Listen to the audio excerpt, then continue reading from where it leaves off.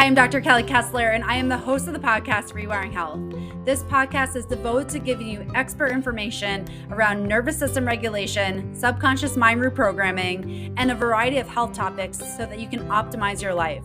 Stop feeling burnt out, overwhelmed, in pain, and start living your life where you can remain successful without compromising your health.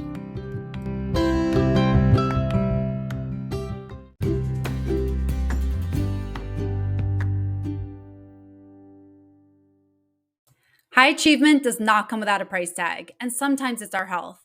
If you're wondering the style of high achiever you are, take my free quiz in the show notes.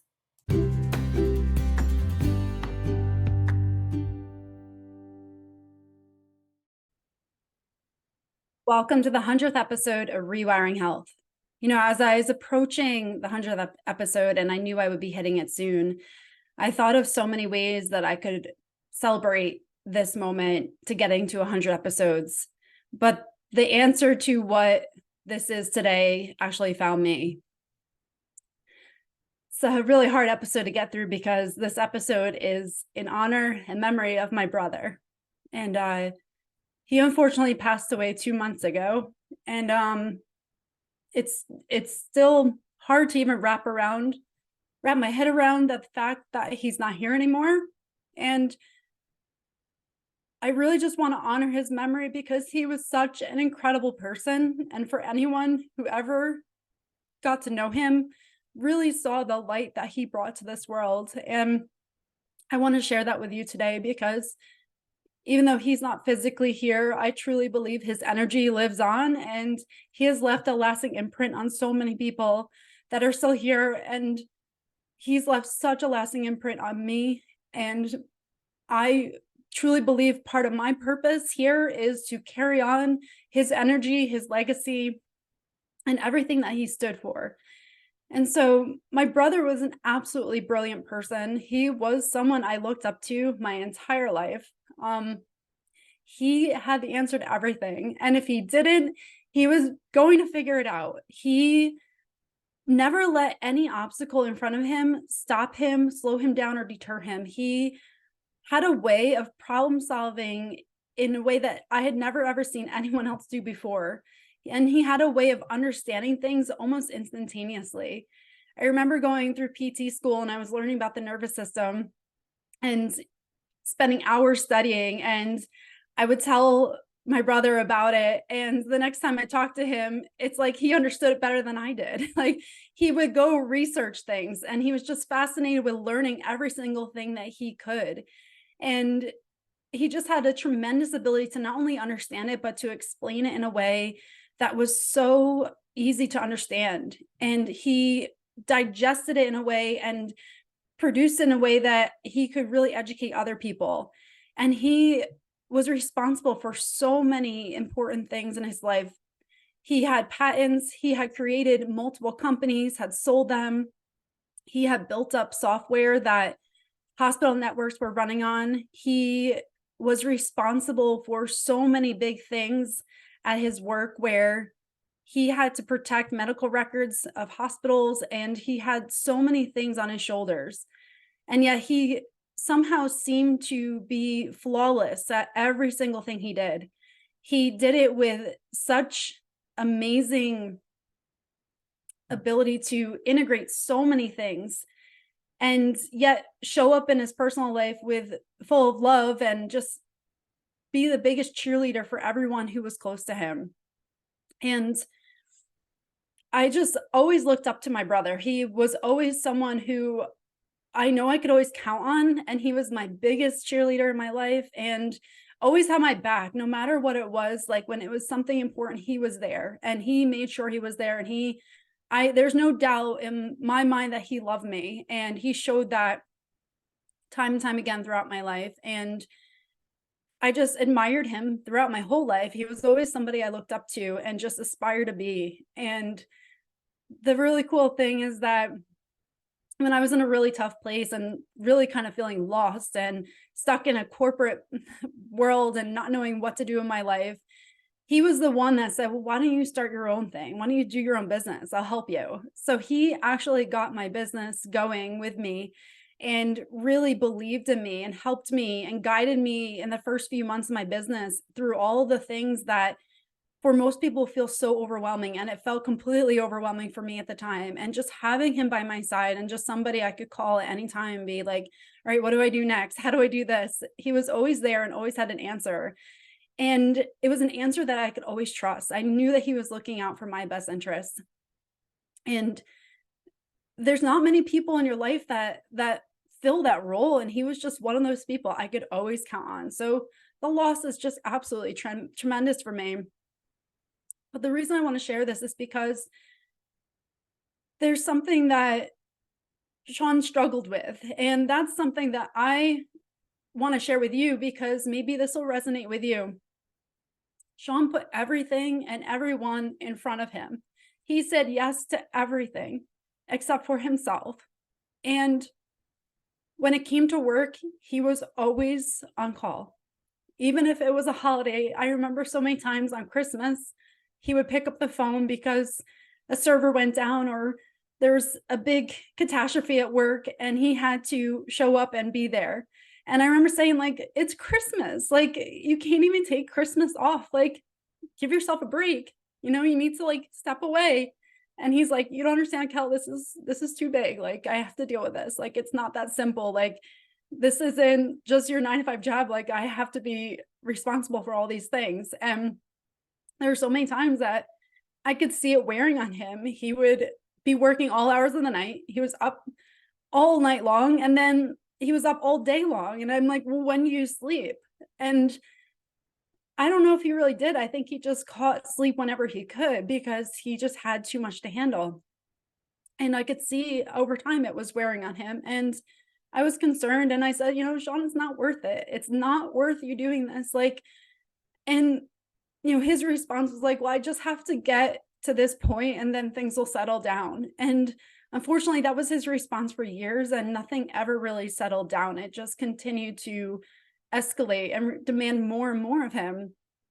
And I would have a lot of talks with him, just trying to like get him to honor himself a little bit more, take a moment, take a day off. Like, he had all this time in his PTO like he never took. And I'm like, you have time. Why don't you just take the time? And he's like, well, it has to fit in with their schedule. And I have to make sure that this is taken care of. And there was just never a time. And even when he took days off, which he's like, oh, I'm going to take Friday off. Like, I remember one time he was like, I'm going to take this Friday off. I'm like, well, why don't you just come over for dinner? Like, you know, we can hang out. And the day came and went and he ended up working through that Friday, even though he was planning on having it off. And this happened over and over and over again. And in his head, and after many conversations, I know in his head, like, he was thinking like, I just have to do this for like 4 more years and then I can retire. And he didn't know he didn't have time left. That's the hard part. So my brother was only 41. I mean, he's young.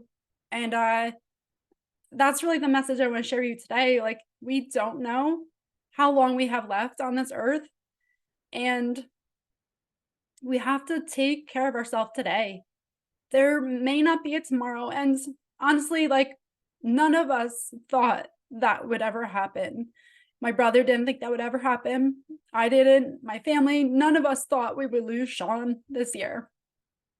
We always thought that things would settle down for him. He would finally start to take care of himself and say yes to himself. Things would get better. He would be able to get to his point of retirement and live his life that he wanted. And none of us ever expected that the stress would catch up with him. And that's really what it was. He lived with stress for years and it just accumulated, and he constantly just kind of suppressed it and went about his business and like kept doing what he had to do. He was so focused on the mission of the company he was working for his businesses. He was so focused on the mission that he didn't focus or devote energy toward himself. And it got to a point where it did. And I know I have been caught in patterns like this in my life, and I know so many people are affected by this.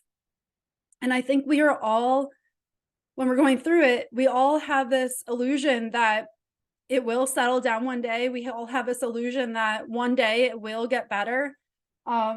We all have this illusion things will eventually be to the point where we can take care of ourselves. And I think we all have this illusion that we have more time than we actually do. We have this illusion that our body is handling it better than it is. We have this illusion that it's not taking the toll that it is. We have this illusion that we're stronger than we are in those moments. And we have this illusion that we have always been able to handle things, and why wouldn't we be able to handle it this time? And these become really significant traps that keep people going in vicious cycles that take so much from them. And nothing is without a cost. And we may think that we can handle it. We may think that we are strong enough. We may think that we are resilient. We may think that we have all the time in the world, and one day we will get to the point where we can say yes to ourselves. But the truth is that everything is costing us something. And every time we say yes to the conference call, every time we say yes to the email, every time we say yes to the phone call, every time we say yes to the boss, every time we say yes to a coworker, every time we say yes to fixing a problem that somebody else created, we are saying no to ourselves. And that is the truth. And so I want to share this message, and I want to do the best job I can to honor my brother, because he didn't have the opportunity to turn it around and say yes to himself. And that hurts. It hurts a lot. And if this message can get to somebody who maybe resonates with what my brother was going through, what I've gone through for many years, then it is worth every second. You know, I can't go back and save my brother. That had to come from him. And that's the hard part about trying to help someone. You have to want to help yourself. And that's the really hard thing when it comes to seeing people go through a vicious cycle where, you know, in their head, they think they're doing all the right things. And, you know, he was a very successful person. My brother did brilliant things, amazing things that are going to live on. And so he left a lasting impression in many things, his work life, his family life, everything. But he was not willing to say yes to himself enough. And unfortunately, it contributed to him not being here today. And so really what this episode is about is the importance that we may live under the illusion that we have more time. We may live under the illusion that we are handling things. We may live under the illusion that we've always been able to take care of stuff and it's always worked out. But at the end of the day, we're human. We are paying the price every single day. Every single day we say yes to everyone and everything around us, and we inevitably say no to ourselves. So if you are someone who feels stuck, who feels like they are exhausted, who feels like they are trapped, where you have bills, you have the responsibilities, you have things that need to be taken care of, and you don't know how to navigate those and actually taking care of yourself,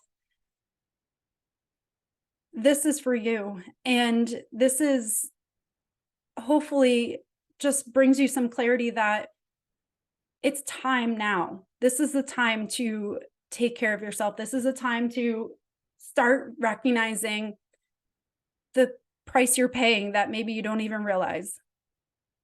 And start recognizing that maybe thinking that we have 10, 15 years, that we will get to retirement, that we will be able to take a break, take a vacation, have some time to honor ourselves. Maybe that isn't inevitable. Maybe that's not promised. That's been a really big lesson for me. And honestly, it's been a process for me to even process the fact that he's not here right now.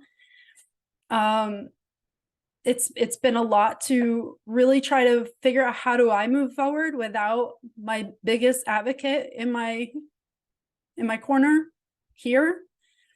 But I do truly believe that I have the same energy and love from him, just from a different place.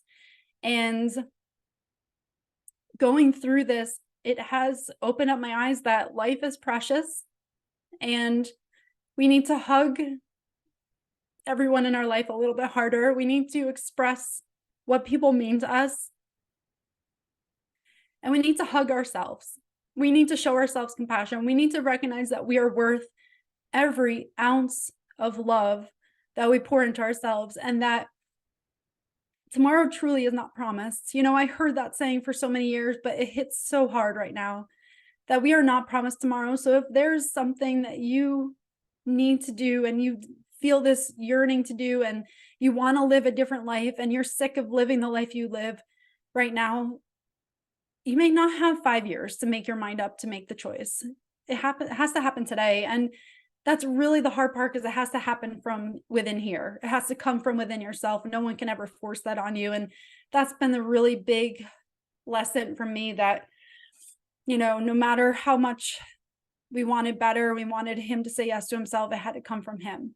It's a hard thing to really conceptualize and process. But, at the end of the day, I know his love and his energy lives on. And I know that this message had to come out to help someone in his honor, in his memory. And I could not be any prouder to have the brother that I had. I'm very grateful for the years that I had with him, my entire life, to have him by my side. And I hope this helps. I hope this helps someone who really needed to hear this message, because it's all worth sharing this story if it can help someone say this yes to themselves. So I want to thank you all for being part of this community and listening to this podcast and supporting me through episode 100. It has been absolutely tremendous. One of the best things I've incorporated in my life. I have met some of the most incredible people who have transformed my thoughts, how I view the world, and how I move forward in the world. And I am just absolutely grateful for every guest, for every listener, and just to have this platform to share messages like this, where